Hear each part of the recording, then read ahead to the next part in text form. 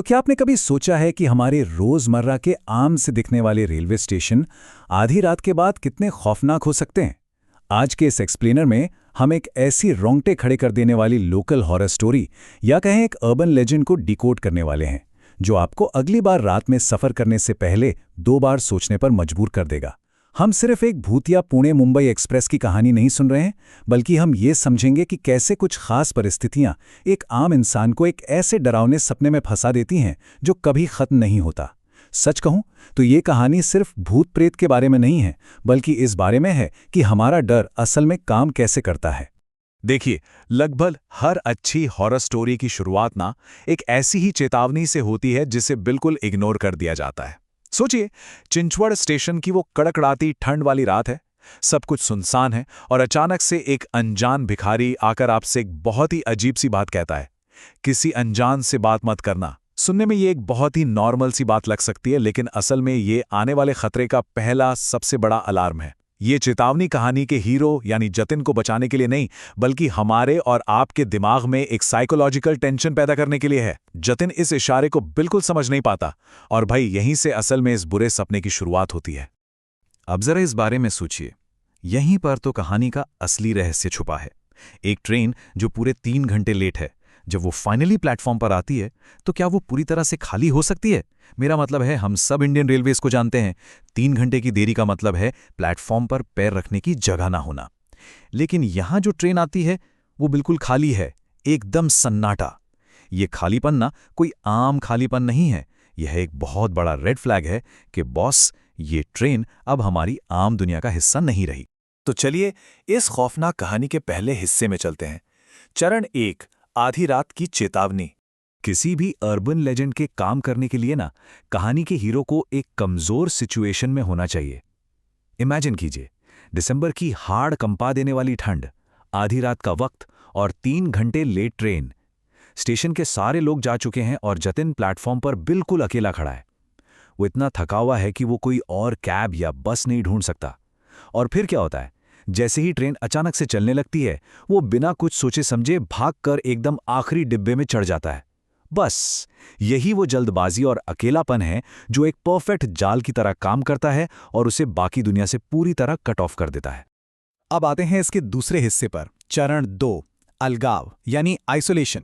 जरा इन दोनों सिचुएशंस को कंपेयर करके देखिए। एक तरफ है हमारी नॉर्मल पुणे मुंबई ट्रेन, एकदम खचाखच भरी हुई शोरगुल, जहां आपको खड़े होने के लिए भी जगह बनानी पड़ती है, राइट? और दूसरी तरफ है ये ट्रेन जिसमें जतिन चढ़ा है, एकदम डरावनी शांति। डिब्बा बिल्कुल खाली पड़ा है और खिड़की से आने वाली वो ठंडी हवा सुकून नहीं दे रही, बल्कि एक बहुत ही अजीब सी बेचैनी पैदा कर रही है। ये पूरा कॉन्ट्रास्ट हमें ये बताता है कि जतिन अब इंसानों की दुनिया से बहुत दूर निकल चुका है। एक बार जब आप इस जाल में फंस जाते हैं ना, तो वो हर चीज छिन जाती है जो आपको सुरक्षित या नॉर्मल महसूस कराती है। और फिर आता है वो खौफनाक पल। डिब्बे में बैठा वो अनजान व्यक्ति जिसे जतिन ने अभी तक इग्नोर किया था, अचानक से एक ऐसा सच बोलता है जो आपके रोंगटे खड़े कर दे। वो कहता है, कोई स्टेशन नहीं आएगा, तुम गलत ट्रेन में चढ़ गए हो। ये इस पूरी कहानी का टर्निंग पॉइंट है। यहां जतिन का ये भ्रम पूरी तरह से टूट जाता है कि वो किसी आम खाली ट्रेन में सफर कर रहा है। अब ये कंफर्म हो गया है कि खतरा सुपरनैचुरल है। वो सिर्फ किसी गलत ट्रेन में नहीं है, वो लिटरली एक ऐसी ट्रेन में है जिसका कोई डेस्टिनेशन ही नहीं है। चलिए आगे बढ़ते हैं। चरण 3, भूत का दर्दनाक अतीत। देखिए, हर अलौकिक शक्ति या भूत के पीछे ना एक बहुत ही दर्दनाक कहानी होती है। वो अजनबी जतिन को बताता है कि ठीक 20 साल पहले वो भी जतिन की तरह ही एक लेट और खाली ट्रेन में चढ़ा था। लेकिन फिर कुछ शराबी यात्री अंदर आए और पूरी ट्रेन खाली होने के बावजूद उन्होंने जगह के लिए उससे झगड़ा किया और उसे चलती ट्रेन से बाहर फेंक दिया। उसका सिर एक बिजली के खंभे से टकराया और पटरियों पर गिरने के बाद एक दूसरी ट्रेन उसके ऊपर से गुजर गई। ये विजुअल इतना विभत्स है कि जतिन पल भर के लिए उस व्यक्ति के कुचले हुए सिर और बहते हुए खून को असल में देख पाता है। ये क्रूर अन्याय ही वो असली वजह है जिसने इस आत्मा को 20 सालों से इसी ट्रेन में बांध कर रखा हुआ है। अब हम आते हैं इसके सबसे अहम हिस्से पर, चरण 4, मुक्ति की कीमत। तो इस पूरे डरावने खेल का असली मकसद क्या है? मकसद है मुक्ति। हमारे भारतीय संदर्भ में मुक्ति का मतलब तो आप जानते ही हैं, जीवन, मृत्यु और धरती के बंधनों से हमेशा के लिए आजाद हो जाना। वो आत्मा 20 सालों से इसी ट्रेन में फंसी हुई है। वो जिंदा नहीं है, पर मरने के बाद भी उसे आज़ादी नहीं मिली है। और सबसे शॉकिंग बात यह है कि वो भूत जतिन को सिर्फ डराना नहीं चाहता। सच तो यह है कि वो उससे मदद मांग रहा है। वो एक ऐसी आज़ादी की भीख मांग रहा है जो उसे इस कभी ना खत्म होने वाले सफ़र से बाहर निकाल सके। लेकिन इस सुपरनैचुरल दुनिया के भी अपने ही कुछ सख्त नियम होते हैं। ये पूरा सेटअप ना किसी हॉस्टेज सिचुएशन जैसा है। पहला कदम, जतिन जैसा कोई एक नया और बिल्कुल अकेला यात्री इस ट्रेन में चढ़े। दूसरा कदम, उसे भूत का वो भयानक इतिहास बताया जाए। और तीसरा, जो कि सबसे खौफनाक कदम है, उस भूत को मुक्ति तभी मिल सकती है जब वो नया यात्री अपनी मर्जी से स्वेच्छा से उसकी जगह ले ले। ये कोई ऐसा नॉर्मल श्राप नहीं है जिसे आप लड़कर तोड़ सकें। इसे सिर्फ और सिर्फ एक बलिदान देकर ही ट्रांसफर किया जा सकता है। और अब हम पहुंच गए हैं कहानी के क्लाइमैक्स पर। चरण 5, एक शाश्वत श्राप। ये हिस्सा सच में दिल दहला देने वाला है। कहानी की शुरुआत में जतिन क्या था? सिर्फ एक आम इंसान, एक थका हुआ यात्री जो बस अपने घर पहुंचना चाहता था। लेकिन एंड तक आते आते उसकी पूरी पहचान ही बदल जाती है। वो एक शाश्वत आत्मा में बदल जाता है जो उसी ट्रेन में हमेशा के लिए कैद हो गई है।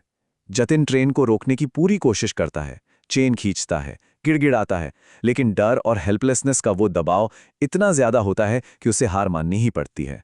वो समझ जाता है कि अब बचने का कोई रास्ता नहीं बचा है। ये द फाइनल ट्रांसफर वाला मोमेंट लिटरली रोंगटे खड़े कर देता है। जैसे ही जतिन पूरी तरह टूटकर भूत को मुक्त करने के लिए राजी होता है, वैसे ही ट्रेन एक बहुत तेज झटके के साथ रुक जाती है।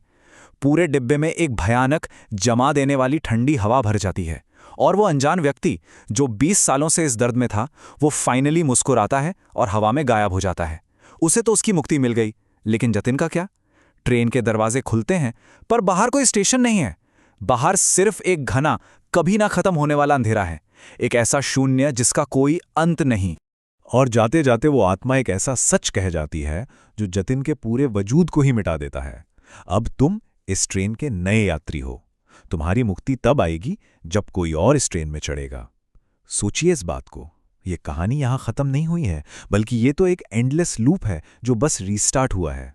जतिन अब इंसान नहीं रहा, वो अब उस श्राप का नया पहरेदार बन गया है। अब उसे उस खालीपन में बैठकर इंतजार करना होगा, सालों तक, शायद दशकों तक, किसी नए अकेले यात्री का जो आकर उसकी जगह ले सके।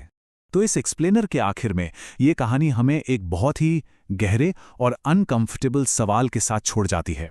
ये श्राप तो एक चक्रवात की तरह घूमता रहेगा, पर अगली बार जब किसी सुनसान स्टेशन पर कोई ट्रेन घंटों लेट होगी और कोई थका हुआ इंसान आधी रात को प्लेटफॉर्म पर बिल्कुल अकेला खड़ा होगा, तो क्या वो किसी अजनबी की उस चेतावनी को सीरियसली लेगा, या फिर वो भी बिना जाने समझे उसी भूतिया एक्सप्रेस का अगला शिकार बन जाएगा? सोचकर देखिए। ये सिर्फ एक कहानी नहीं है, बल्कि हमारे रोजमर्रा के सफर में छिपे उस अनजाने खौफ का एक प्रतीक है। आज के इस एक्सप्लेनर में हमारे साथ जुड़ने के लिए शुक्रिया। सीखते रहिए और हाँ, रात में सफर करते वक्त थोड़ा संभल कर रहिए।